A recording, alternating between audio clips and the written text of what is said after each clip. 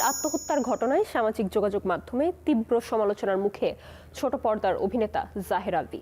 স্ত্রীর দাফনে অনুপস্থিতি, ব্যক্তিগত জীবন নিয়ে নানা অভিযোগ, সব মিলিয়ে তৈরি হয় বিতর্ক। অবশেষে নীরবতা ভেঙে ভিডিও বার্তায় নিজের অবস্থান ব্যাখ্যা করেছেন এই অভিনেতা। কেন শেষ বিদায় থাকতে পারেননি, কী কারণে আত্মগোপনে, সেই ব্যাখ্যাই দিয়েছেন তিনি। অভিনেতা জাহের আলভীর স্ত্রী ইকরার আত্মহত্যার ঘটনা এখনও আলোচনার কেন্দ্রবিন্দুতে। রবিবার বিকেলে ময়মনসিংহের ভালুকায় সম্পন্ন হয় তার দাফন। তবে শেষ বিদায়ের সেই মুহূর্তে দেখা যায়নি স্বামী জাহের আলভীকে। ঘটনার দিন অভিনেতা জানান, নাটকের শুটিংয়ে তিনি নেপালে অবস্থান করছিলেন। পরে দেশে ফেরার খবর এলেও দাফনে অংশ না নেওয়ায় সামাজিক যোগাযোগ মাধ্যমে শুরু হয় তীব্র প্রতিক্রিয়া।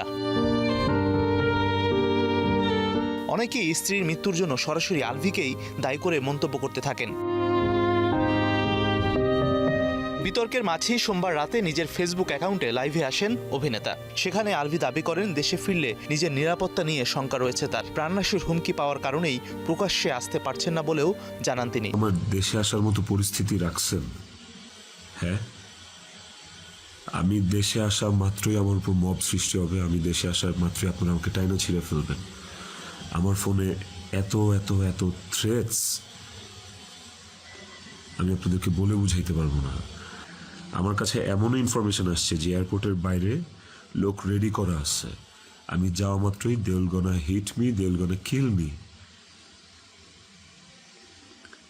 পুলিশ ধরে নিয়ে গেলে ওকে, আমি সেটা আইনিভাবে ফেস করব, কিন্তু এখন যদি আমিও মারা যাই, আমিও রিজিকের মার কাছে চলে যাই, রিজিকের কি হবে? আপনারা কি চান যে রিজিক তার বাবাকেও হারান? স্ত্রীর শেষ বিদায়ে উপস্থিত না থাকার ব্যাখ্যায় তিনি বলেন, পরিস্থিতি তাকে দেশে ফিরতে দেয়নি। এমনকি ইকরার পরিবারও তাকে শেষবার দেখতে দেয়নি বলে দাবি করেন আলভী। সংসার করছি 16 বছর, একটা শত্রুর সাথেও যদি কেউ এক ছাদের নিচে থাকে, সে মারা গেলে তার চেহারাটা দেখার জন্য ছটফট করে মানুষ। আর আমার বউ ছিল, আমি ভালোবাসা তার বিয়ে করছি, ওই মানুষটা মারা গেছে, তার শেষবারের মতো তার চেহারাটা আমি দেখবো না? গত 28 ফেব্রুয়ারি দুপুরে রাজধানীর মিরপুর DOHS এলাকার বাসায় আত্মহত্যা করেন ইকরা। সে সময় নাটকের শুটিংয়ে নেপালে ছিলেন আলভী। ঘটনার পর সামাজিক যোগাযোগ মাধ্যমে দেওয়া এক পোস্টে তিনি শোক প্রকাশ করে সময় চেয়েছিলেন সবার কাছে। এদিকে ইকরার পরিবারের অভিযোগ, এক অভিনেত্রীর সঙ্গে বিবাহ বহির্ভূত সম্পর্কের জেরে দাম্পত্য কলহ তৈরি হয়, যা আত্মহত্যার দিকে ঠেলে দেয় ইকরাকে।